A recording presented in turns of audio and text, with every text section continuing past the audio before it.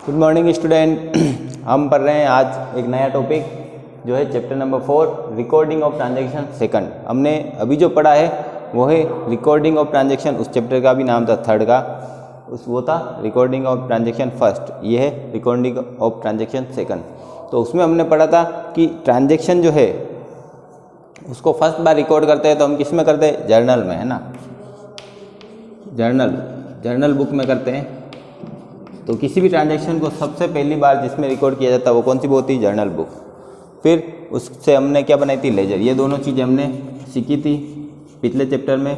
इसके अलावा एक और चीज़ सीखी थी अकाउंटिंग इक्वेशन, जो हमने लास्ट में पढ़ा था, अकाउंटिंग इक्वेशन। ठीक है, तो ये दोनों अकाउंटिंग की प्रोसेस से रिलेटेड है, जर्नल बुक और लेजर। ये दोनों हमने सीखी थी। अब जर्नल जो है उसमें क्या होता है, हर ट्रांजैक्शन के लिए एंट्री करनी पड़ती है।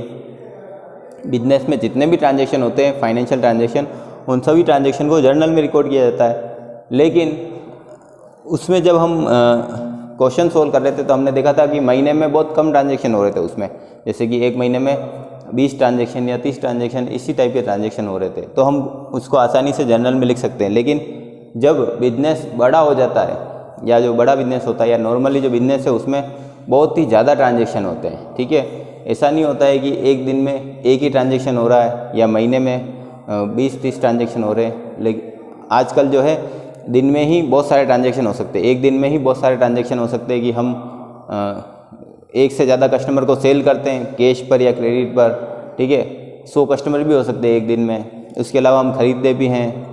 ठीक है, उस और अदर एक्सपेंसेस जो है उनको भी पेमेंट करते हैं हम। तो क्या होता है, ट्रांजैक्शन बहुत ज़्यादा हो जाते हैं।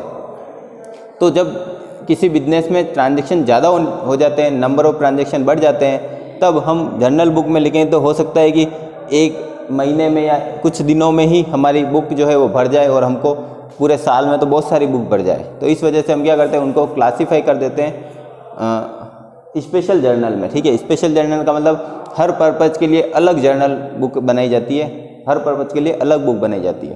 तो उनको बोला जाता है सब्सिडायरी बुक्स। यानी जो जर्नल है उसका हमने डिवीज़न कर दिया है, अलग अलग पार्ट में डिवाइड कर दिया है, और स्पेसिफिक ट्रांजैक्शन को उसी बुक में रिकॉर्ड किया जाता है। जैसे एग्जांपल है कैश, तो कैश से रिलेटेड ट्रांजैक्शन हम सारे कैश बुक में लिखेंगे। तो कैश बुक क्या हो गई? इसकी सब्सिडायरी बुक हो गई जर्नल की। तो जर्नल में भी हम लिखते थे पहले, लेकिन उसके बाद क्या होगा कि जब हम कैश बुक बनाने लग जाएंगे तो फिर वो कैश वाले ट्रांजैक्शन इसमें नहीं आएंगे। सेल्स बुक होती है, परचेज बुक होती है। ठीक है, purchase return book, sales return book, इनके नाम हमने पहले फर्स्ट चैप्टर में पढ़े हुए हैं ना। तो वो जो है वो सारी सब्सिडायरी बुक्स है। तो उससे क्या होगा कि जो जर्नल पे है लोड कम पड़ जाएगा, और जो है काम भी बढ़ जाएगा। और इसमें जो बुक बनाते हैं उसके लिए अलग अलग अकाउंटिंग, अलग अलग आदमी को रिस्पॉन्सिबिलिटी दे दी जाती है। तो ये होती है सब्सिडायरी बुक्स। ठीक है, हर ट्रांजैक्शन जो है सिमिलर ट्रांजैक्शन, यानी एक ही नेचर के ट्रांजैक्शन के लिए एक बुक बनाई जाती है। अब एडवांटेजेज ऑफ सब्सिडायरी बुक्स। तो फर्स्ट है division of work according to ability. Advantages यानी क्या फ़ायदे हो सकते हैं सब्सिडायरी बुक्स रखने के? तो फर्स्ट जो है वो division of work according to ability. जिस पर्सन की जो एबिलिटी है उसके अकॉर्डिंग उसको वर्क दिया जाएगा। इसमें जो है सब्सिडायरी बुक्स में एक ही पर्सन नहीं करता है अकाउंटिंग का काम, केवल एक पर्सन नहीं करता है, अलग अलग पर्सन। जैसे एक को कैश का काम दे दिया तो वो केवल कैश बुक मेंटेन करेगा, फिर सेल्स का काम, परचेज बुक का काम। ठीक है, जर्नल भी बनती है उसमें, उसका नाम होता है जर्नल प्रॉपर।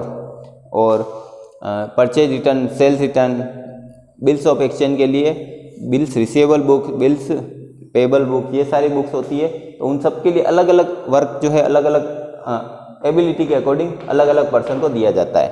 तो division of work according to ability, जिसकी जो एबिलिटी है उसको वो वर्क मिलेगा, तो वो वर्क क्या होगा? बहुत अच्छा होगा, इफिशियंसी होगा। ठीक है, फिर अगला है फिक्सेशन ऑफ रिस्पॉन्सिबिलिटी। अभी मैंने बताया कि अलग अलग वर्क जो है वो अलग अलग आदमी कर रहा है। जैसे कैश का काम अलग आदमी कर रहा है, सेल्स बुक का रिकॉर्डिंग का काम अलग कर रहा है, परचेज बुक में रिकॉर्डिंग का काम अलग आदमी कर रहा है। तो उनकी रिस्पॉन्सिबिलिटी फिक्स हो जाती है कि अगर कैश में कोई हमको एरर या मिस्टेक मिलती है तो उसका रिस्पॉन्सिबल वही पर्सन होगा। ठीक है, तो इसमें क्या होगा, रिस्पॉन्सिबिलिटी फिक्स हो जाएगी कि अगर किसी बुक में कोई मिस्टेक हो रही है, एरर है, तो उसका रिस्पॉन्सिबल वही पर्सन होगा। ठीक है। तो ये फिर अगला फैसिलिटी इन चेकिंग अलग अलग बुक हम बनाएंगे तो आराम से चेक कर सकते हैं। जैसे अभी मैंने बताया कि जर्नल अगर हम बनाएंगे तो बहुत सारी बुक भरा जाएगी, हो सकता है 1 महीने में पूरी बुक भरा जाए, वो बुक 100 पेज 200 पेज कैसे भी हो सकते हैं। अगर उसमें हमको कोई चेकिंग करनी है तो हमको बहुत डिफ़िकल्टी होगी, क्योंकि हमको हर पेज देखना पड़ेगा। जबकि इसमें क्या होगा, अलग अलग बुक है तो हम जिसमें हमको मिस्टेक लग रही है, जिस चीज़ की हमको चेकिंग करनी, जैसे हमको परचेज के बारे में कुछ चेक करना है तो हम आराम से उसमें परचेज बुक में ही देखेंगे तो चेक हो जाएगा।